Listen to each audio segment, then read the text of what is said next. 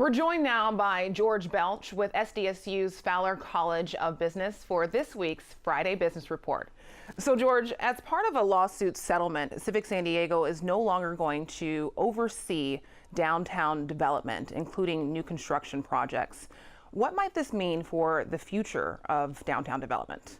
Well, what we're saying is that the city council is now going to basically take over overseeing redevelopment. You have to back up a little bit. Civic San Diego was formed in 2012.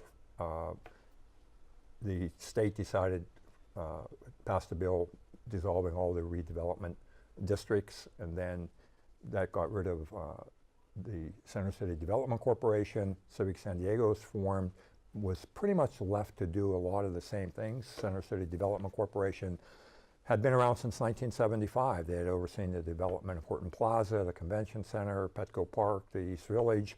A lot of people feel they did a great job getting things through in a timely manner. But there were also a lot of political issues here. A lot of people felt that Civic San Diego, once it got put in force in 2012, was too close to the developers, that things were moving too quickly, that they weren't listening to labor. There were a lot of conflicting interests. A lawsuit was filed in 2015 challenging them. This has been going on for years, and now we're finally seeing some resolution, with part of the resolution being to change what their mandate is and to move the responsibility for approving the office buildings, the residential towers, any new building downtown back to the city council. Will this likely speed things up or slow things down? Well, what we need to see now is what happens. A lot of people are very concerned that it will take longer, that they're going to ask for more oversight. I think one thing we're clearly going to see is that new projects are going to have to be more labor friendly. Right now, the labor movement played an important role in this lawsuit. And what's going to happen is that you're going to probably have to work with the unions to move things along. I think the big fear that developers have is that it's just going to take too long. Civic San Diego and then their predecessor moved things along in a very timely manner, and really we see it reflected downtown, all the building that's happened there in a short time period. I think most people feel it's been positive. The big concern would be, would there be too much red tape? We know there's already so much red tape in California. Will this add to it? And could that keep big projects away? Moving on, ProFlowers has filed for bankruptcy and has shut down its San Diego location. Now 167 people locally are without a job. So what happened to this online commerce pioneer? You know, if you back up, ProFlowers was one of the first real e-commerce companies in San Diego. They got formed in 1998, right around the dot-com boom. They had a really strong run. They got integrated into a company called Provide Commerce in like 2014 or so. They opened some other fruits and confectionaries, I believe Cherry Farms and others.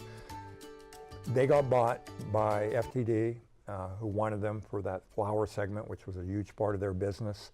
But basically what happened here is that FTD was more or less the Fords, the Chevys, the Chryslers, in an industry that was getting overtaken by Porsches and Ferraris. The e-commerce business was just moving very quickly, and they really weren't keeping up.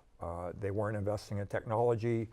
They kind of admitted in their bankruptcy filing that they were managing for short-term profits. They weren't making the investments back into technology, databases, et cetera, that their competitors were.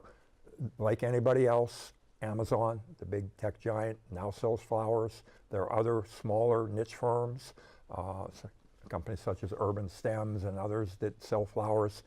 They're a little more transparent. They move quicker. They have same-day delivery. And these were things that I think ProFlowers just could not keep up with. Finally, Jeopardy this week has experienced a ratings boom, actually beating out some other popular shows such as The Bachelorette. But now that the longtime returning champion is out, George, do you think that this game show is going to be able to hang on to its lead? People love to see people win. People were really entertained by his knowledge. He got 97% of his questions correct. Even the night he lost, he didn't miss a question, but unfortunately he didn't get the daily doubles. Back to the ratings, there's no doubt this has been great for Jeopardy. They'll go back down a little, But I think what Jeopardy has to hope is maybe it brought some new people in. Maybe it brought in some younger viewers. The big challenge Jeopardy has is like the rest of traditional television, young people aren't watching as much TV. But maybe that'll bring them in for that half hour a night. They'll go on and test their brain power against the champions on the show. Well, that wraps up this week's Friday Business Report. Thank you so much for being with us. You're welcome. Thank you.